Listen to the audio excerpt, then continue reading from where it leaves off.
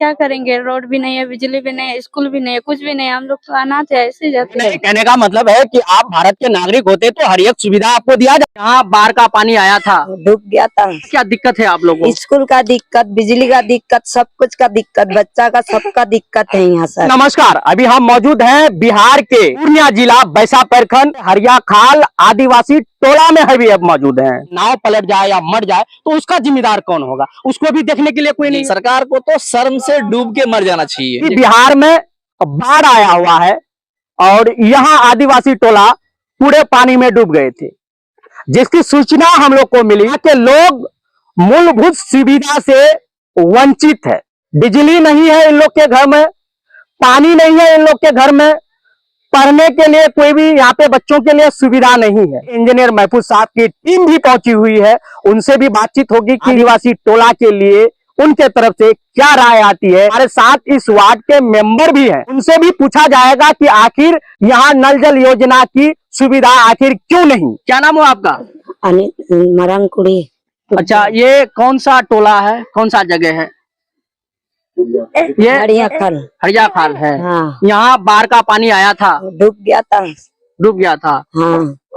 यहाँ पे क्या क्या दिक्कत है आप लोगों को? स्कूल का दिक्कत, बिजली का दिक्कत, सब कुछ का दिक्कत, बच्चा का सबका दिक्कत है यहाँ सर। सबका दिक्कत है। हाँ। यानी पानी जो नल जल पानी आता है यहाँ पे, पानी पीने का पानी आता है यहाँ? हाँ, सबका दिक्कत है यहाँ। हाँ, दिक्कत है। हाँ, सबका, स्कूल का दिक्कत, बिजली का दिक्कत, हाँ। लाइन का दिक्कत, बच्चा का पढ़ने का दिक्कत, सब कुछ का दिक्कत है यहाँ। इन्होंने बताया कि यहाँ हर एक तरह का दिक्कत है। मैंने पहले भी बताया कि यहाँ के लोग मूलभूत सुविधा से वंचित है। और भी लोग से हम जुड़ेंगे और भी लोगों से बात करेंगे। यहाँ क्या नाम हो आपका? संजला टुडू।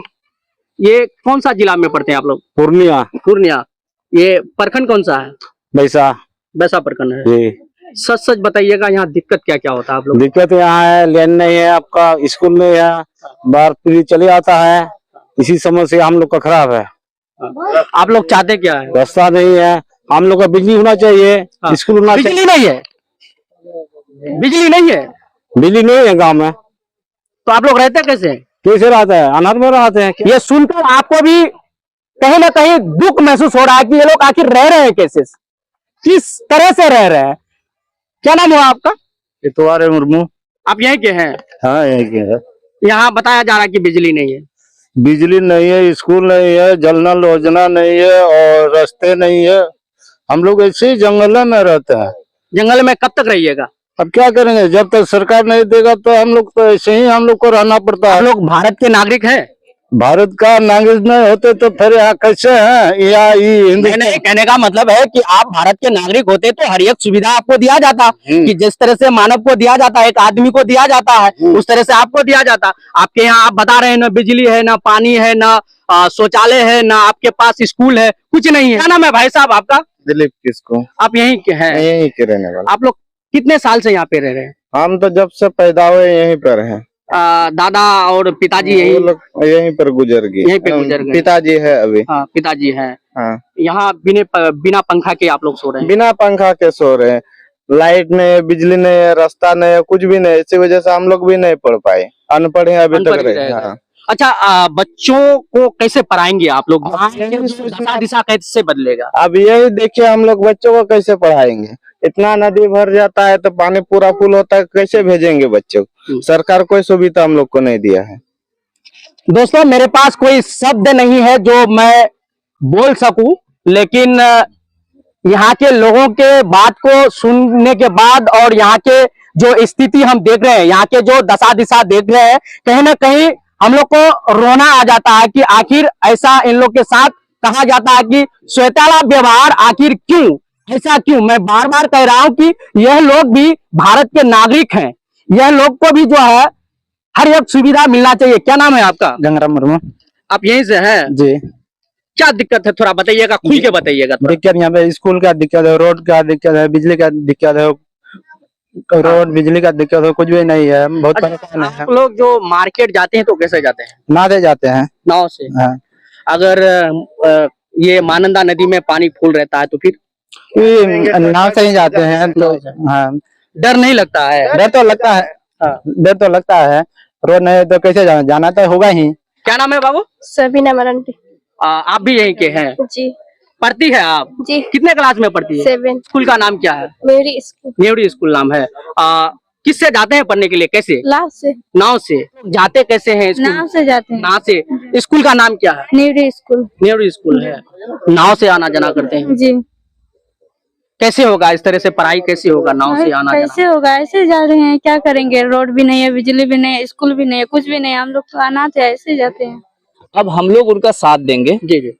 उनका साथ देते हुए ये सारी सुविधाओं के लिए एक एक करके हम लड़ाई शुरू करेंगे। पहले बिजली के लिए लड़ेंगे और स्टेप बाय स्टेप हम इस मसले को जहां तक लेके जाना होगा, जैसे भी यहाँ पे उन सुविधाओं को लाना होगा, हम उनका साथ देंगे।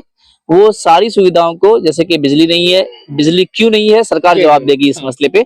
सरकार उत्तरदायित्व है, सरकार को जवाब देना पड़ेगा कि जब आपने बिहार के हर एक घर को विद्युतीकरण से लैस किया है, कि उनका एक खाना भी है कि हर घर बिजली में हर घर बिजली में पहुंचा दिया हूं, तो आखिर ये टोला क्यों नहीं? ये आदिवासी लोग हैं इसलिए। और यहाँ बताया जा रहा है कि 2000 परिवार है यहाँ इस पार महानंदा। ऑब्वियसली हरिया खाल सिर्फ हरिया खाल अकेले नहीं है, ये टिक्कर यहाँ से बायसी तक है। हाँ। और अगर देखेंगे आप यहाँ से बायसी तक, तो 2000 नहीं, मुझे लगता है कि इससे भी ज्यादा लोग होंगे। तो सरकार को जवाब देना पड़ेगा कि आपने इतने लोगों को बिजली से वंचित कैसे रखा है, आपने इतने लोगों को स्कूलों से वंचित कैसे रखा है, आपने इतने लोगों को नल जल योजनाओं से वंचित कैसे रखा है, आपका आंगनबाड़ी केंद्र क्यों नहीं है? जी जी। और यहाँ का चारों तरफ आप नजारा देखिए। बिल्कुल। आपके तरफ से यहाँ के लिए क्या पहल रहेगा, आप इन लोग के लिए क्या कर सकते हैं? जैसा मैंने कहा कि मैं शाहनवाज भाई का सपोर्ट करूंगा। सबसे पहले बिजली पहुंचाने का यहाँ पे काम करवाऊंगा। बिजली सबसे पहले बिजली। जी जी। बिजली यहाँ पे शाहनवाज भाई को सपोर्ट करके यहाँ पे बिजली पहुंचवाने का सबसे पहला काम होगा। जी जी। और बिजली आ जाएगी तो पानी भी आ जाएगी। बिजली आ जाएगी तो ऑब्वियसली वो खुद वार्ड सदस्य हैं, नल जल योजना के लिए अगर अप्लाई करेंगे तो शायद पानी भी आ जाएगी। अगल बगल में जितने भी लोग हैं, मैं उनसे कहना चाहूंगा कि आप अपने बच्चों को पढ़ाइए। अगर आप अपने बच्चों को पढ़ाते या फिर आप पढ़े लिखे रहते तो आपके गांव में बिजली जरूर आती, आपके गांव में हॉस्पिटल जरूर आती, आपके गांव में स्कूल आती, आपके गांव में आंगनवाड़ी आती। ये सारे सुविधा आपके गांव में आते और आप लोग भी खुशहाल होते, जो आम लोग खुशहाल हैं। क्या सर ये रीजन है कि बच्चे पढ़ नहीं पाते हैं? जब हम खुद पढ़े लिखे नहीं होंगे, जब हमारे पास एजुकेशन नहीं होगा, तो हमें पता नहीं होगा कि हमारा राइट क्या है। सर सबसे बड़ी बात ये है कि यहाँ के जो गार्जियन है इस टोले के अपने बच्चों को पढ़ा रहे हैं जी। लेकिन ऐसे पढ़ा रहे हैं जो छोटी छोटी बच्चियां हैं, बच्चे हैं, जो 3 किलोमीटर महानंदा नदी में बैठा के, नाव में बैठा के तब भेजते हैं, और कहीं रास्ते में कोई घटना हो जाए या नाव पलट जाए या मर जाए तो उसका जिम्मेदार कौन होगा? उसको भी देखने के लिए कोई नहीं है। देखिए, ये तो बच्चों का और पेरेंट्स का जुनून है कि वो पढ़ना चाहते हैं। सरकार को तो शर्म से डूब के मर जाना चाहिए। जो गवर्नमेंट की जो मशीनरीज हैं, जो डीएम है, जो एसडीओ मैम है और जो बीडीओ हैं, उनको तो शर्म से चुल्लू भर पानी में डूब जाना चाहिए कि यहाँ के लोग अभी तक हिम्मत नहीं हारे हैं। यहाँ के लोग 3 किलोमीटर नदी में नाव पे बैठ करके स्कूल जाते हैं पढ़ने के लिए, तो हमें उनको सुविधा देना चाहिए कि उनके गांव में ही स्कूल, हॉस्पिटल्स और छोटी छोटी चीजें हो। लेकिन अगर उन्होंने अभी तक नहीं दिया है तो ये बड़ी शर्म की बात है। क्या नाम है बाबू? सोनिया किसको? ये कौन सा गांव है? ये रफीकुल स्कूल पढ़ने के लिए जाती है? जी। कैसे जाती है? ऐसे लाल से। नाव से पढ़ने के लिए जाती है? डर नहीं लगती है? डर लगती है। हाँ। स्कूल कहाँ होना चाहिए? यहाँ हम लोग का गाँव में। गाँव में होना चाहिए। हॉस्पिटल? हॉस्पिटल इधर होना चाहिए। इधर होना चाहिए। किधर किधर बताओ तो, किधर होना चाहिए?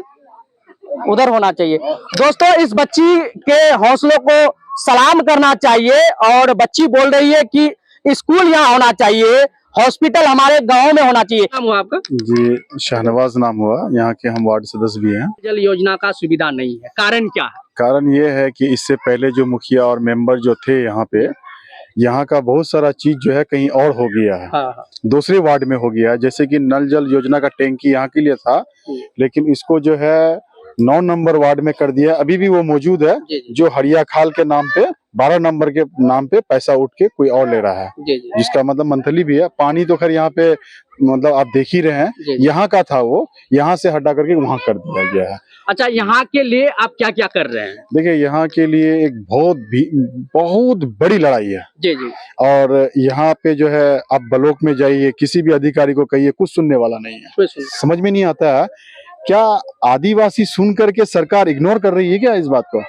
नहीं, ऐसा हमको भी लगा, क्योंकि जब यहाँ के जो दशा दिशा मैंने देखा और यहाँ के जो हालात देखे, यहाँ के बच्चों का हालात देखे, बच्चे अभी भी बोल रहे हैं, छोटे छोटे बच्चे की हम लोग 3 किलोमीटर मानंदा नदी पार करके तब हम लोग स्कूल जाते हैं। ये जो है यहाँ पे देखने के लिए मिलता है। जी देखिए, वही तो हम बता रहे हैं सर।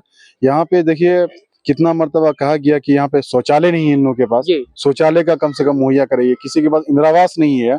मतलब ST कास्ट में तो सब कुछ जो होना चाहिए जल्दी। सरकार तो बोल रहा है कि हमको लग रहा है ये पेपर में ही हो रहा है। ये जो है सिर्फ पेपर में ही हो रहा है और बाकी जमीनी स्तर पे कोई काम नहीं हो रहा है। दूसरी बात यह है सर कि यहाँ ये लोग विकास से बिल्कुल वंचित है, कट चुका है। दोस्तों मैं कहना चाहूंगा, स्क्रीन में भी आप देखिए कि ये बोल रही है।